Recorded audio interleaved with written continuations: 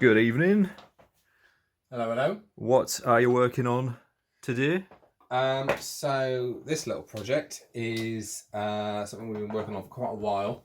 A really kind of rare and unique piece. This is a Sanderson Junior antique camera.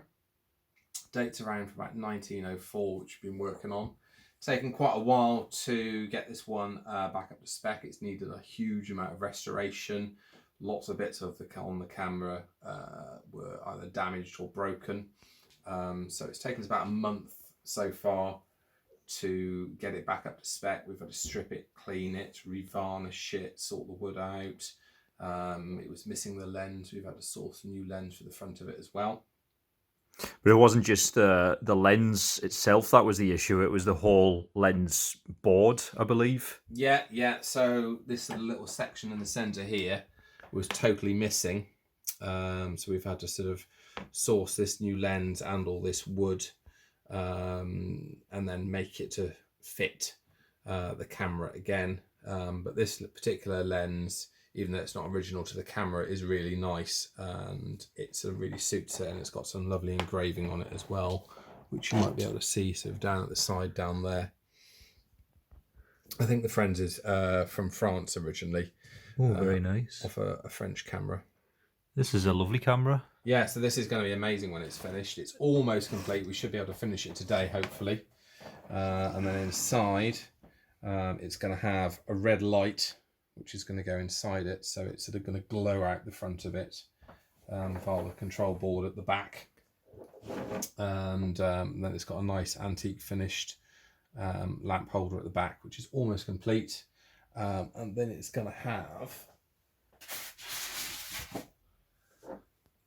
this huge bulb. Oh my goodness. Look at the size of that. I know, it's absolutely massive. Wow.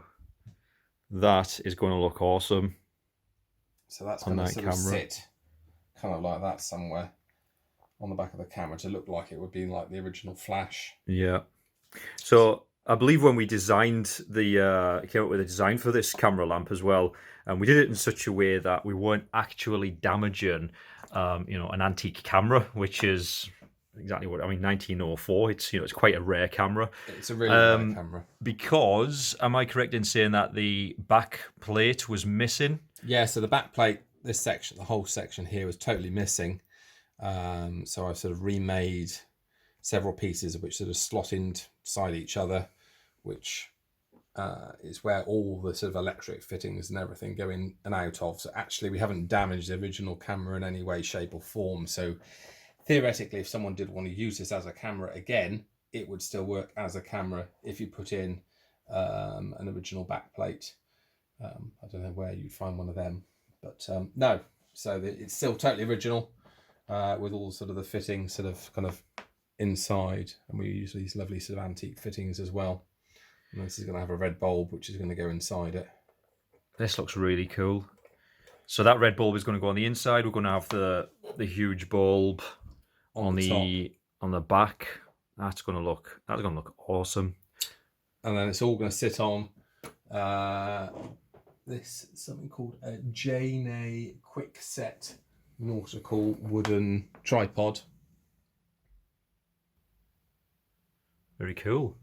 So this will be a nice project to see finished after working on it for so long. So I hope sort of the lucky person that gets to buy it is going to really sort of love it and appreciate it. And I do love how, as I've said, how we've managed to, not damage the camera in any way, shape or form.